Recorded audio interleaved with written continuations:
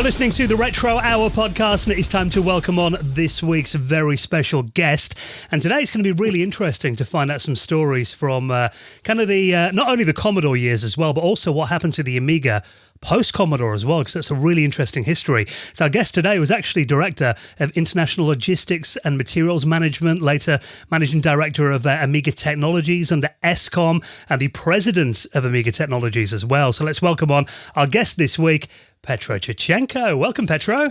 Yeah, thank you. Welcome also to our fans, to the Amiga, to the Commodore, to everybody who would like to be the retro computer, to see Retro Petro. I like it, Retro Petro. I mean, let's kind of find out a bit about your history. I mean, let's go back to the start. Do you remember the first time you saw a computer? I saw a computer. I don't know what was a computer. At this moment, I was working for an American company called Adrasograph Multigraph. They have had printing machines and they have copy machines and fax machines. This was the first time, because fax machine is like a starting of the computer. But the first computer I saw when I saw the advertisement of the Commodore, because Commodore was make a personal computer. They called it personal computer this time. Nobody knows what is a personal computer. That was a strange word, to be honest. And anyway, and then I saw in the shops in Frankfurt. You know, I'm living close to Frankfurt.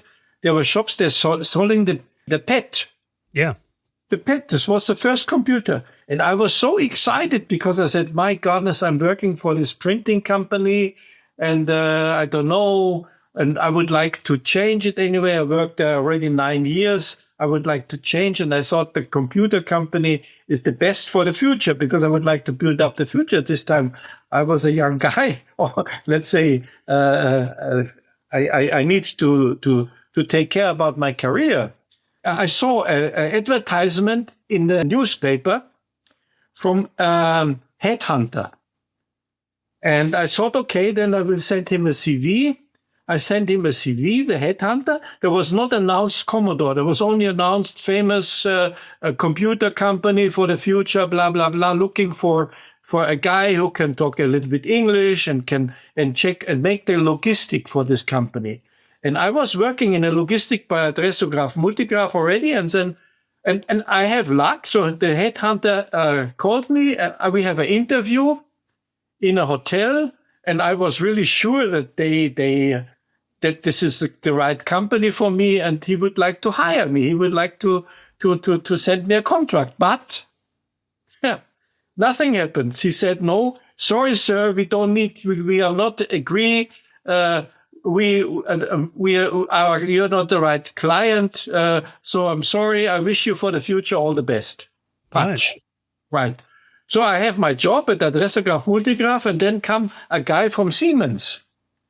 Because at this time I changed the telephone system.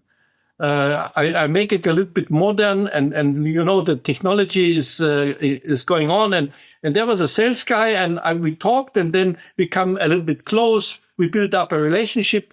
And then I said, I'm not so happy in this company now. I said, so? I said, I have already applied for another company. I think this was Commodore, but Commodore refused to take me. What? He said, Commodore.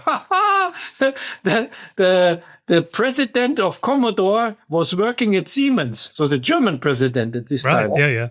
Speyer. He was working for Siemens as a trainee. And this guy was his boss.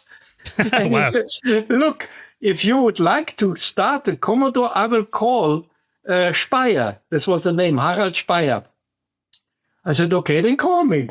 Then call him. And maybe he needs you, because you're a good guy and we have a relationship. I know that you have skills and interest, and you're a hardworking guy and make a good job and blah, blah, blah. Okay. Okay, fine. Then 2 weeks happened. I was sitting in a terrace. I said, I can remember it now like this was around 50 years already. No? Yeah, nearly 45, 50 years ago. I was sitting in a terrace and just would like to open the beer and drink. And then the telephone rings. And on the telephone was a secretary for Mr. Speyer. Oh, I said, and then it was in the afternoon, you know. I said, you have time? I said, yeah, what happens? Yeah, Mr. Speyer would like to see you. Chop. I dressed in the car, chop to Frankfurt.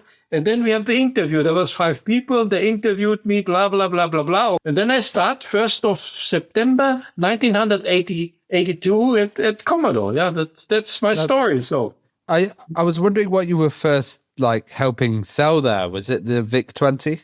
Yeah, this time was a VIC-20. There was we have not called it VIC-20. We called it VC, Volkscomputer. You know, VC, because FIC is like fuck.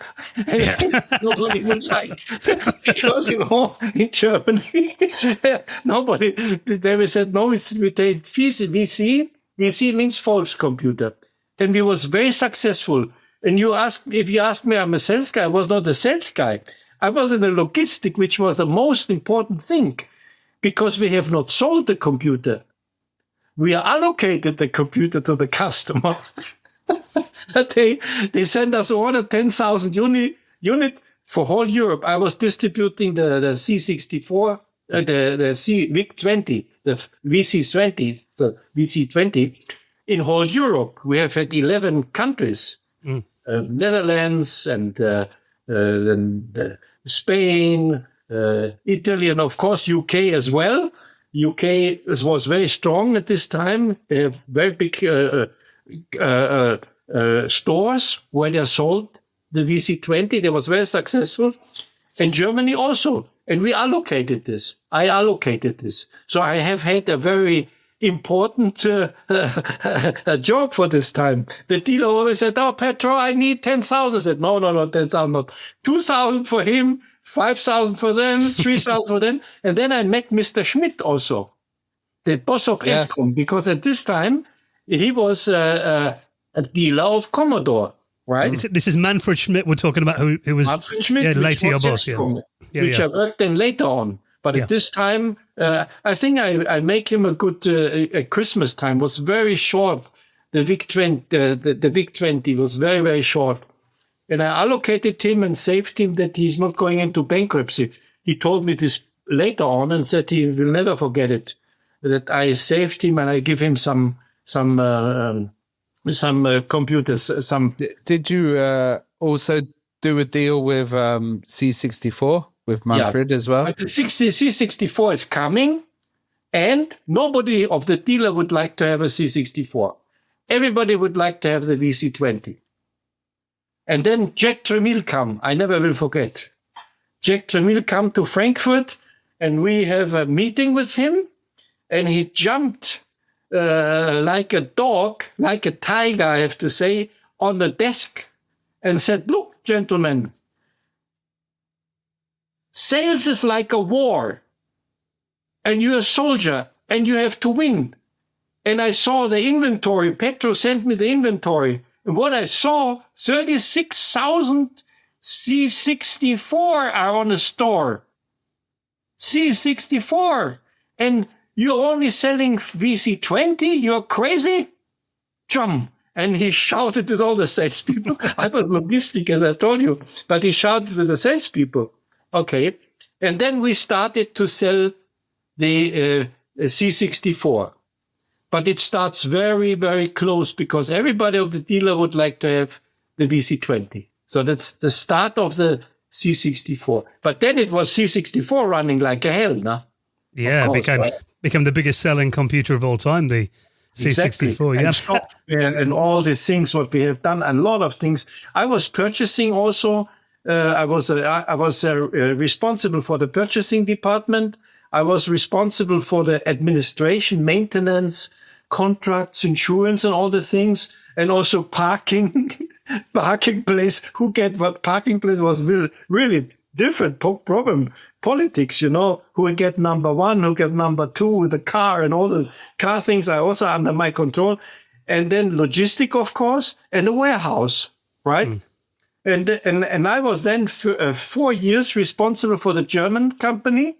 We have had a warehouse. I was responsible for 52 people in Braunschweig. That was my warehouse. I was traveling then from Frankfurt. It's around about 250 kilometer 2 times a week or 1 time a week and visit my people in Braunschweig in a warehouse. I have done this 4 years. And then I was responsible for whole Europe. Then I built up, that was also one of my idea, a centralized warehouse in close to Rotterdam, because all the containers comes from Hong Kong and from Philippines and from Taiwan to Rotterdam. And I worked with a forwarder together with Kühn and make the allocation from Frankfurt. And then after this, I have done this also 4 years for Europe only. And then Mehdi Ali, he upgraded me for logistic director international. Then I was traveling many times to Hong Kong. I was responsible also for the production plan and for the finance plan, discussing with Hong Kong, discussing with Japan. We have a big purchasing department in Japan as well. And so, and then. Do you remember when you first saw the Amiga and what your reaction was to it? Yeah, you know, this was called multimedia. Nobody in Germany or nobody in our company knows what this multimedia. Multimedia was a strange word. You're right. So, and then we have this, after there was a big event in New York. They introduced the the A1000. And then also in Frankfurt, we have had a big event also in the Old Opera. And we introduced to the public also the A1000. Yeah, this was very successful machine, of course. You know, we have this C64, the Amiga A1200, A500, A600, and all these Amiga things for the retail, for the consumer business. And the A1000, A2000, A4000, and 3000 coming then for the business people. I was wondering what was unique to the German market. So in the UK, we were very focused on gaming. In America, they had the video production. Was it German hardware? Was it about the computing in Germany? We was really successful for the small things as well as also for the business. We have had 2 sales departments, one for the public, and the other one for the business. So, right. It was running very well because in America, there was no business at this time. They have, I think, 120 or 150 sales guys. And we always listen, what happened? Nothing happened there, you know. We're successful in Europe anyway. We're successful. We have advertisement because a lot of magazines, Amiga magazines was special and the people was very interested. There was many, what cost nothing for us, but they make advertisement, you know, in gaming and also in high end, in 3000, 8 and so on. And right? you were also selling the business machines as well? Yeah, you know, the Commodore PCs. Yeah, the Commodore PCs. This was developed. You know, it was so. At this time, the Commodore PC, we have had in Westchester. We have had also 2 development departments. One was for the Amiga, and one was for the PC. And at this time, the PC made from Commodore was excellent. If you saw the boards and the technology was absolute top. And at this time comes in Taiwan, the cheap PCs, you know. This was terrible, but cheap. And we could not compete. And they overrolled, of course. And that was also one of the reasons why Commodore went in trouble, because we have had so many inventory on PCs, right? And from Taiwan, the competition killed our business. And then we have to write off inventory, write off for our hard disk drives, because, you know, at this time there was 20 gigabyte, 50 gigabyte, 40 gigabyte, 80 gigabyte, 60, incredible. You know, every 3 months comes more capacity. And of course, the old inventory was still and blocked our finance situation. That was one reason. And then, of course, another reason why Commodore went into financial problems was the UK, not Commodore UK, but when we was developing C64 and Faust VIC-20, most of all the software companies was located in UK. Yeah. It was all software coming from UK. And of course, when we were so successful with the gaming machines with C64 and so on, then we pushed them to get lowest price, but they need Commodore and they make not so much money. But then come, for example, the CD32, the 8-bit was into 16-bit. It was one of the best machines. The CD32 was very good. But the software companies in UK said, that was a problem. They're not supported us in software. They're supported at this time Nintendo come very start, I think, and then another game machine also from Japan and Sega, yeah. Exactly. And so no software. That was the same problem with the UK software companies on a CDTV. Yes. CDTV was the same. There was a Super Machine, the first CD machine where you can play movie and so on, like also with MPEG, the CD32 also same, right? Yep. But software companies has not delivered. Philips also struggled at this time because they have constructed the CDI. When I remember, we was also in Amsterdam and talking with Philips how we can manage this software and so on. This was big problems, right? And then Mehdi Ali thought we get more and more in finance problems. And then Mehdi Ali said, okay, we will contact Stan Shi, maybe in Taiwan. Maybe he would like take over the CD32 because Samsung. We contact Samsung, not Stan Shi, but Samsung, because Samsung has until now no game machine. And at this time we contacted Samsung and said, you would like to have a game machine? We have a 32, a bit make based on Amiga and so on, but they refused. They have not to pay too much, and then the company went into bankruptcy in 1994. Yeah, I don't know if you know, but I was the last animal, and the judge sued me for $198 million. You know this? 198 million.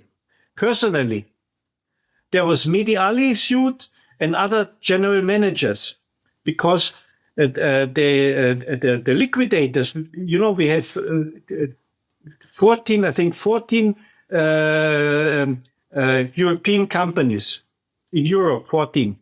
And everybody was a general manager and was entity.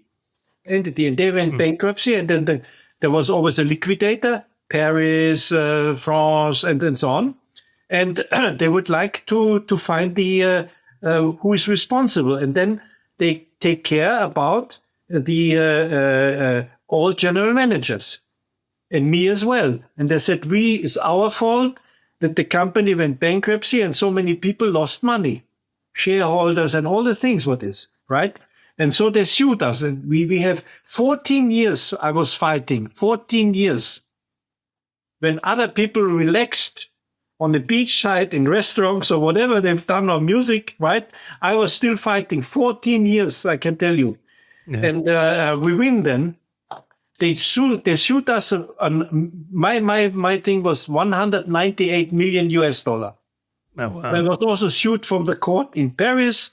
I was sued in the court from Hong Kong. I was sued in the court from Spain because Mehdi Ali, he trusts me a lot of. He said, Petro, you are so honest guy. And all the general managers left. You know, if the problem is the ship all the people the rats get out of the ship. Yeah, sinking ship. Yeah. Yeah.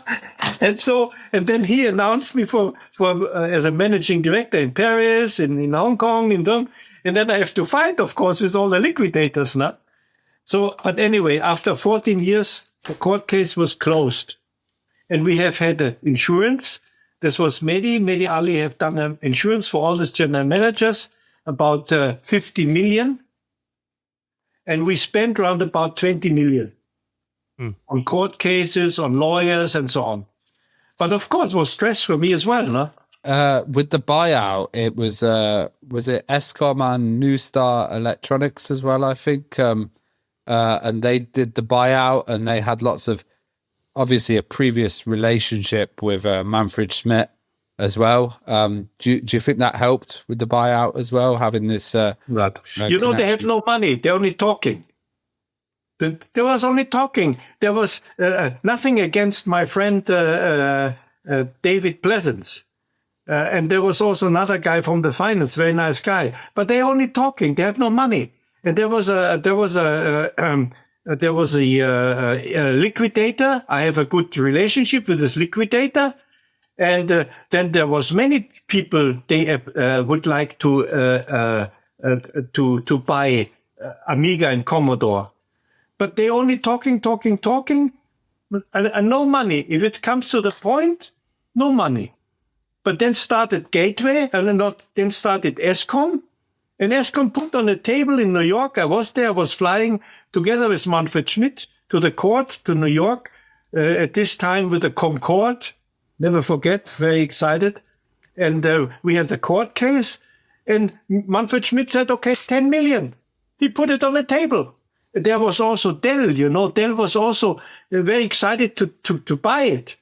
And the judge, I remember, was in the courthouse there. The judge said, okay, you would like also to buy a Commodore and Amiga? They said, yes.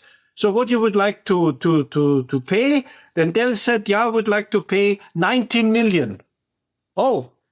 And then the judge said, you would like to pay today? No, they said, we have to make a due diligence. We have to do this. We have to do that. And, I was already 3 months in New York and in Westchester and have the due diligence done for Escom.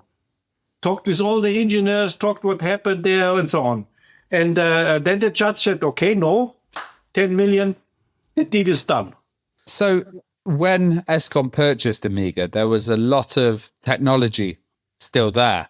I remember the Amiga 4000T, they started recreate, and there was also a deal with Quickpack as well. Look, at this time, when we got the deal, as I told you before, Manfred Schmitt took over the Commodore for the PC part, put it in their shops, and also sold it to Neckermann. They have a good relationship to a mail order housing, to thing. And I was responsible for Amiga, only for an Amiga. And then I'm thinking, because we have, we have factories in Taiwan, we have factories in Hong Kong, we have factories in the Philippines, what I should do, right? And then I thought, okay, I will focus only because we have no manufacturing anymore, bankruptcy. No people, no nothing, only inventory, boards, and other supplies for manufacturing, but not finished goods. At this time, there was no finished goods. And then I thought, okay, I will ramp up the A1200, and I will ramp up the A4000. The A4000 was in Germany not running so good. The A4000 was running in the United States very, very good. Then I go to Quickpack and said, hey, Quickpack, I have an A4000. Are you interested to manufacturing this? And Quickpack said, yes, we will manufacture it. I make a deal with Quickpack. And in Germany, I went to Selecron, which was a factory in France, and give them the order for the A1200. Before I was flying with another guy, with a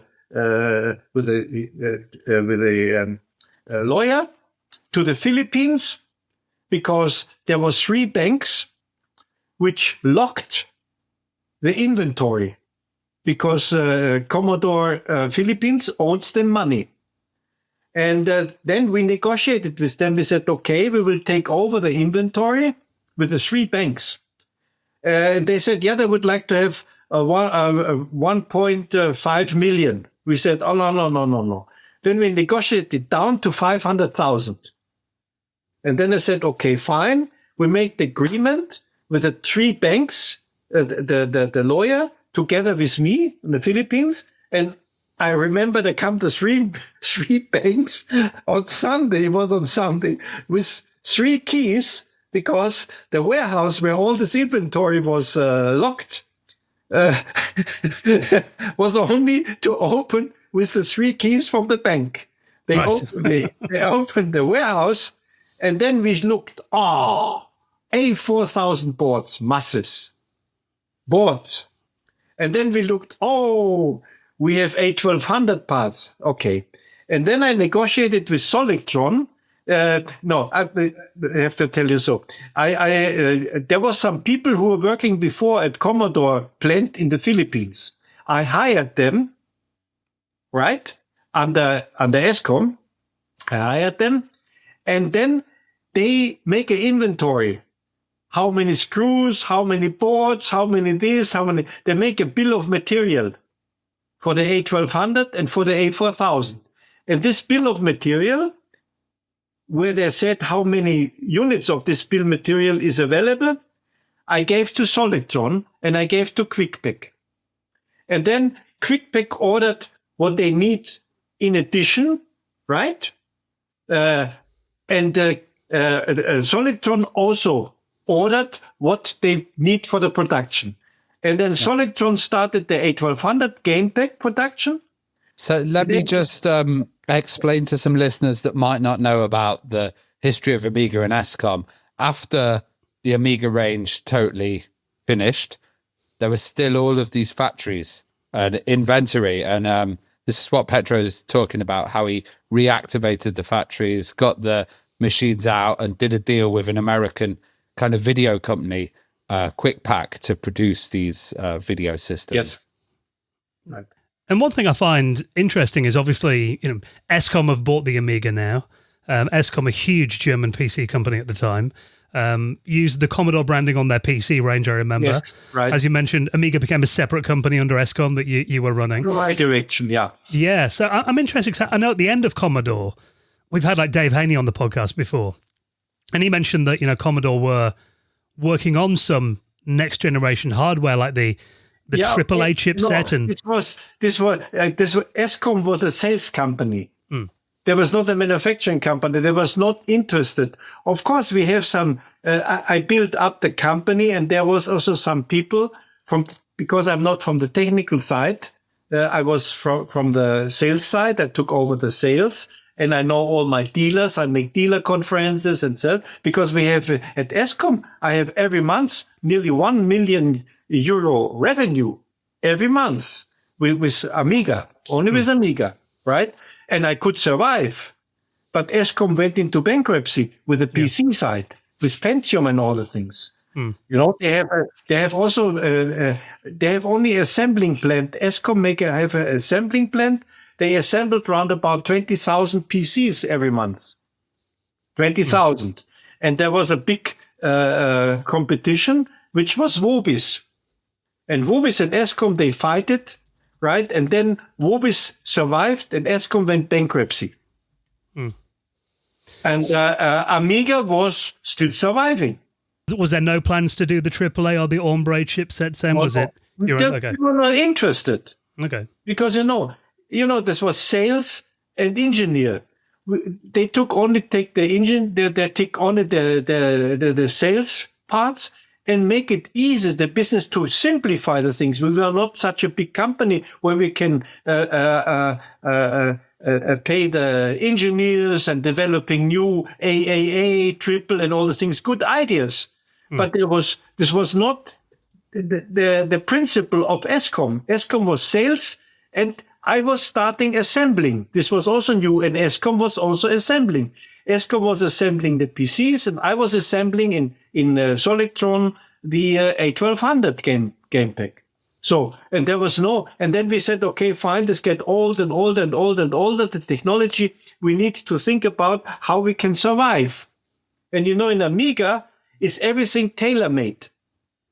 There are no parts which are compatible with the PC parts. And then my idea was together with some people also. There was Mr. Domeyer he was also thinking about this. And he have also contact. There come Dave Haney came and there come this was some discussion, and then we said, okay, we need to make a new product. Not tailor-made on Amiga parts, but not tailor-made, but standard make on PC parts. And then I found Dr. Grunert. Dr. Grunert was from the East German part, right? When the unification was, he has a company there, and I discussed with him, and he said, okay, he will develop the Walker. Yes. Based on the PC parts. Which was a prototype machine, wasn't Exactly. it? Yeah. And because we could manufacture cheap with the PC parts, with the CD-ROM drive and all the things. So, and then Grunert done it. I was involved in the things. And there was also some people of my company, of Amiga also involved. There was some support. Dr. Kittel was there, and there was Jülicher, and I don't remember. There was a lot of people, they understand technical. And then we discussed, and then we make a housing. They come some people, they also supported us and make the housing. We set it the Hoover. And then there was a Walker. And we have, I think three samples was done. And then the company, Escom, went bankruptcy, right? It's interesting because I remember seeing the Walker in magazines, and if people haven't seen it, I'd recommend people just search it on Google and have a look. Yeah, I mean, it was quite a striking design. Like you said, I mean, people did kind of make fun of it, the vacuum cleaner, the helmet. The Amiga guy, he designed this.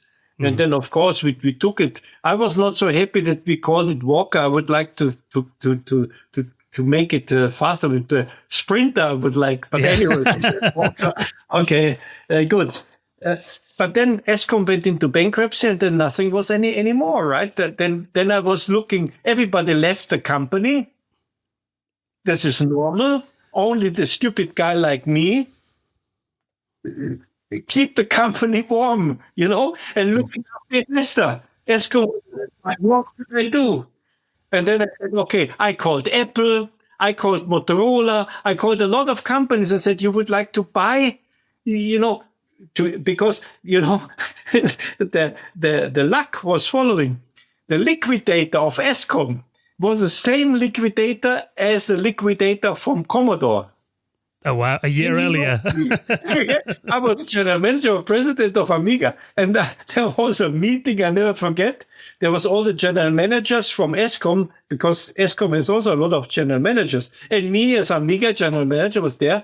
And then Mr. Hembach, that was a liquidator. He said, Mr. Tyschtschenko, you again here? I met you right at Commodore. Now you're at Escom again. Don't get the third time here. I'm interested to know, why do you think, because I mean, I remember when Escom took over Commodore and the Amiga, there's a lot of optimism, a lot of hope. And then, as you mentioned, 12 months later, Escom went into liquidation.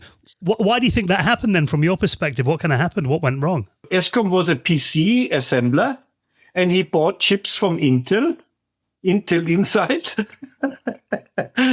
And at this time, I remember they come because in between I was the director of the assembling plant, right? Because I was making due diligence. I was 3 months in New York, and then when the due diligence was finished, I have to do something because Escom paid me, and there was nothing pending. Amiga was pending, right?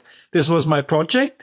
And then I was responsible for the assembling plant for PCs. Therefore, I know we assembled 20,000 PCs a month. And then Intel come and said, okay, there was a Pentium. I remember, I think the Pentium 50 was at this time. Pentium 50. And there was a Pentium 50 and a Pentium 75, I think, or 65. And then we decided, so Mr. Schmitt decided to make, because Intel offered us very, very cheap the Pentium 50 because it was outrunning. And then Vovis bought 75. And Vobis was a competition. And we make the PC with a Pentium 50 cheap in our advertisement, right? To compete with Vobis. Vobis have the latest PC 75 inside. And you know, the people, they bought not the cheaper one. They even bought, they would like to spend more money, but get the latest technology. And so Escom could not sell the cheap PCs with a Pentium 50. And the deal was done by Vobis. And then Escom went into bankruptcy. I think 300 million. They went into bankruptcy. Finished. And I could survive. Then come Hembach, as I told you. And he said, what are you doing with your Scientology computer? He always said to me, Scientology computer. I remember I said, Mr. Hembach, please, I have a dealer group which is working very good. I have inventory left from, I have heard about 100,000 euro, 100,000 game machines, this a game pack from Solitron, which was in my warehouse, right? After the inventory, after the bankruptcy. I said, Mr. Ember, I have inventory I can sell, and I guarantee you, my dealer, I have every month 1 million on your bank account. Then you said, I don't believe this with your Scientology computer, but anyway, show me. And I was then selling I said to Ember, I said, okay, but you have to give me some money because for logistic, for truck companies and so on, otherwise bankruptcy, you have no money, no? He said, okay, fine. Then end of the month, come and show me what you spent. I will sign the invoices. We will see if you make 1 million. And end of the month, I come with a big map with invoices and I have 1 million on his account. It was an Escom account, you know, so I have no access to this account. And then he signed. He said, very difficult. This is why you have to pay this. It's very difficult. But then he saw 1 million. And the next time when I came with the full invoice, he said, go. Then no checking, no nothing anyway. And I was running then, right? Yeah. I was running. And then we find Gateway. I found one. I was wondering about Gateway. Why do you think they were interested in the Amiga? And they was interested because there was a lot of license. Amiga and Commodore have a lot of license. For example, they have some license existing about the mouse also, and was with Microsoft in conflict also. Who were this and this? They was interested in the license to take over the license. And I remember there come two consulting first to me because I was desperate. As I told you. After the bankruptcy of Escom, I was approaching Apple. I said, hey, you would like to buy? I was approaching Motorola and offered, and other companies also, because I would like to keep this alive, right? And in between, I always selling, nah? I selling, but even with the liquidator. So, and then come two people consulting and said, hey, yeah, we're interested. And so on and so on. And I explained everything. I make a show, what Amiga is doing. And then they talked with Ted Wade. Ted Wade was at this time the president of Gateway. And then there come lawyer and all the things, that people coming from Gateway to me. And they said, okay, they offered 14 million. Then I called the liquidators, Mr. Hembach, and said, hey, they're buying for 40. Yeah, sell it. Okay. Then we make it. And I said, yeah, but then if you buy Amiga, then you have to buy myself as well, because I would like to continue my work. Right? So, and then Gateway gave me a contract also. Gateway paid 14 million and I continue with my Amiga. Nah? And then one time Gateway called me and said, hey, I was very successful. It was very good. And then Gateway called me and said, hey, we cannot continue with Amiga because Gateway have good ideas. There was also good engineers also. They said we make a new operating system upgrade. Yes, the MCC came, Neuhausing. I was also flying many times to to US. I go then to this was I think we was to where the Apple designed this iMac at this time. the new machine. You know, the Apple came out with a with the colorful ones. Our Walker, you know, such a thing. I was at this designing company with Gateway people, and they designed then the MCC.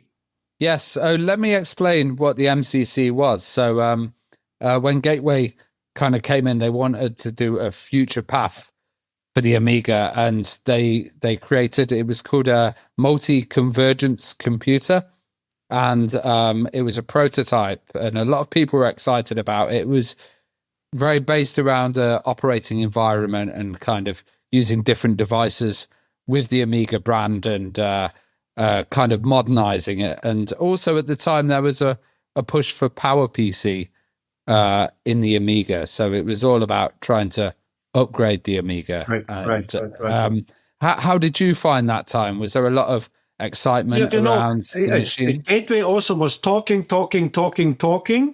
I was sitting there selling my A1200 Quickpack and to survive, and selling, of course, via Quickpack the A4000, and then I thought to continue, because the most value in Amiga was the community. Yes, the community was still alive. So my idea was to keep the community happy. Because the community always asked me, Petro, what happened there? Nothing happened. Gateway, what doing? No thing, no software, blah, blah, you know, over the whole thing. And then I started with pencils, with undershorts, with socks, with all the things, advertisement, T-shirts, all the things. And you even had the dance band Annex as well, who were like the Amiga dance. My idea. I was one time in Poland, and then I sang the song, Amiga for you, Amiga for you, you know, and it's when I hold a speech, and then I thought maybe it's not bad to have a song, you know. And then one Amiga freak also called me and said, I designed this music, you're interested? And then I developed this also to keep the Amiga happy, the Amiga community. That was very, very important.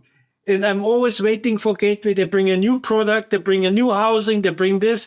Then we can divide, because the Amiga community is still alive. I kept it alive on fairs. You know, I always showed the Quickpack. I remember some of the shows. I actually went to them as a little kid and met you. But also, I remember the operating system updates, which were really important for the Amiga community. We have had 3.2, I remember, and then I developed with Hage and Partner under the umbrella of Gateway, the 3.5. And then later on, they make the 3.9, but then I was already out, of course. And I remember you had a message at the front of it to the Amiga community. Yes. I was traveling around and I was speaking. I hold the community alive. And I think the community, of course, some people, they don't like me, especially the UK people, they don't like me, because we was at this time always competitors. But it's stupid, to be honest. Yeah. I think, you know, everybody's together now because there's some fantastic events, and, you know, and we all love the same machine, Petro. I have nothing against David Pleasance, but I have to speak up this. David Pleasance wrote a book and blamed me in this book. I don't understand this. After 30 years, after 40 years, he wrote stupid comments about me. I don't understand. I also wrote a book, but I never finger pointed to anybody. You can read it. This is my style. And I don't understand this. You know? Why? I know what I have done. I know this. Right? And I'm proud of this, of course. I'm also proud of this. And many people know, especially in Germany, they know what I have done. So I have a lot of people who likes me. But anyway, if you are in the public, some people likes you, some people don't like you. That is hurts these times. So tell us what went wrong with Gateway then, because it sounds like there was a lot of optimism here. Why did it not happen? I think this. I don't know if this is true or not true, but I heard that Bill Gates, because Gateway was a very important dealer from Microsoft, and Bill Gates said, "We heard that you would like to make some business with Amiga. We don't like Amiga." And if you don't stop this Amiga business, then we will increase your license fee and all the things. I don't know, but this was what I heard. And then Gateway said, we cannot make longer Amiga. And they asked me, I said, Petro, do you have an investor? I thought, my God, this the third time I have to look after investor. I get crazy. Then they said, okay, I said, I'm the investor. There was quiet. How? I said, yeah, we have round about, at this time we have 10,000 game packs. I took over 100,000, but this time we have still 10,000 in the warehouse. And you saw, he said, yeah. This, we also thought about this because when the computer get old, then we have to get rid of them. We have to pay a lot of money to get rid of them because, how to say, don't know in English how to say this, but electroshock, garbage. Garbage, and then you have to pay for this and all things. Then, okay, we understand. So you will take care about this? I said, no problem. I take care about everything. So what you would like to pay? I said, $1. They said, oh, okay, good. If you take care about all, we have no problem. We have no get rid of the shit and so on. You take care about the inventory and so on. They don't know that Amiga get worse as older they are. Yeah. It's not like the PC. The PC got down as older they are. Okay, but anyway. And then the contract was nearly finished. And then they called me. This was at 2000. I remember I was with my wife in Dubai. We celebrated 1999 to 2000. And then they called me and said, we have another investor. There's a guy called Bill McEwen. He pays $3 million. Oh, then that was out. I said, okay, good luck. Good. And that was Amiga Inc., was it? It was Amiga Inc. And then they come, and then I was also in the United States, and Bill McEwen come here. He saw the inventory. And then he said, and then suddenly I sold my Amiga for 300 euro or whatever at this time. And then he deducted the pricing. He cut down the price. No reason for this. Because there's no reason. And he made complete my business. He damaged my business. He wrote an email to all dealers and said, okay, now the price will be not 320. The price will be 180 or something. I said, why are you doing this? No need for doing this. And then he said, yeah, I would like to get rid of them and so on and so on. And then I said, okay, fine. And then he said, yeah, I don't need you anymore. I said, okay, fine. And then you don't need me anymore. Then bye-bye. No? Meanwhile, I'm not stupid. I built up my own business also with China at this time, traveling and so on. Right. And then he invited me. We make a big party, and that was the end. And unfortunately, I respected Bill McEwen a lot but he has not brought everything. This was a dead-born child. Unfortunately, he has all the problems he could raise. Amiga, nothing. Yeah.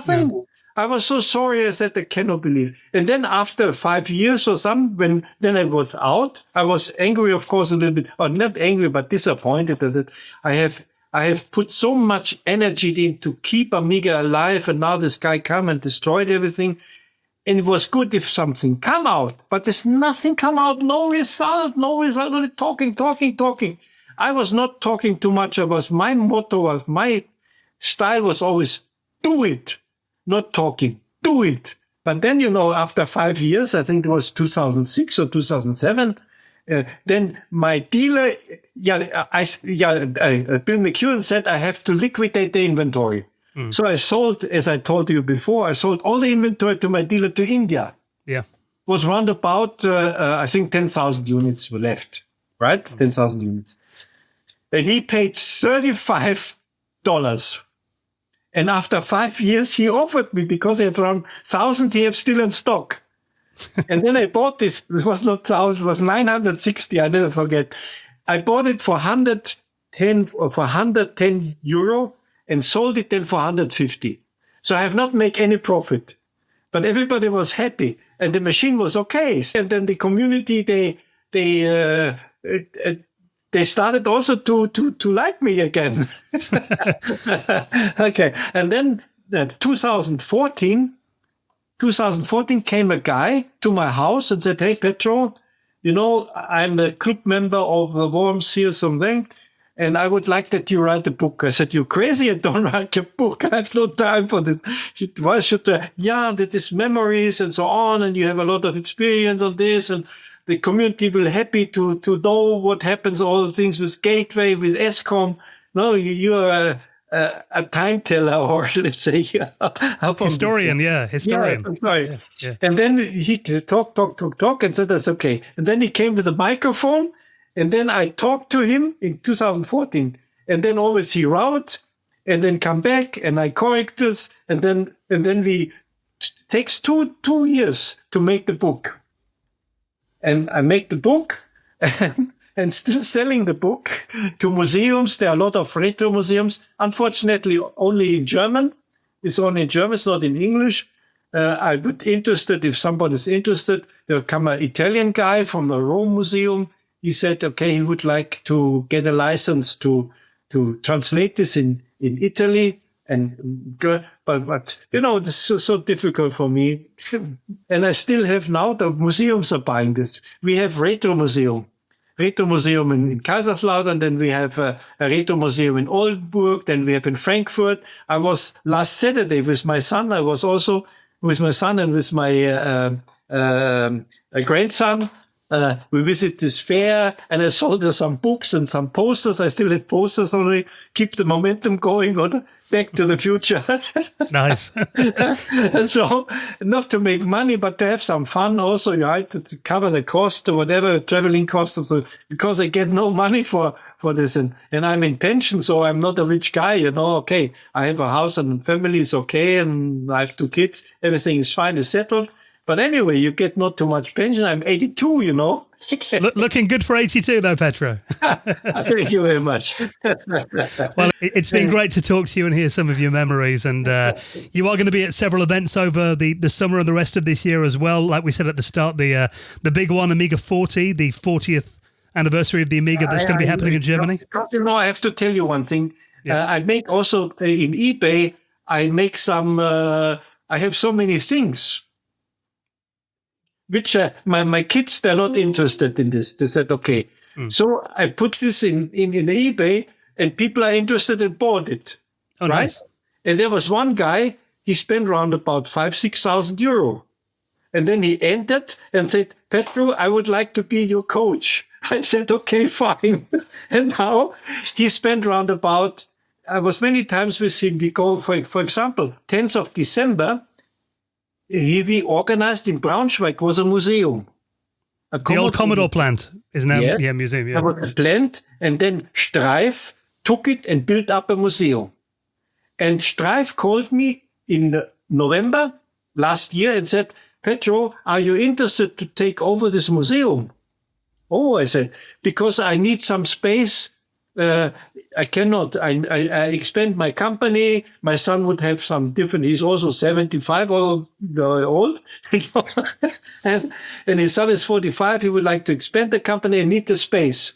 And then I called my coach, and then he organized 2 trucks and 5 people, because he have an IT company. So I have 2 IT companies and making server maintenance and all the things. So, and then we went there to Braunschweig and took all the goods, all the museums in his truck, in his 2 trucks, and gone. Now it is in his warehouse, waiting for another museum. So we're looking after somebody who would like to take over this, right?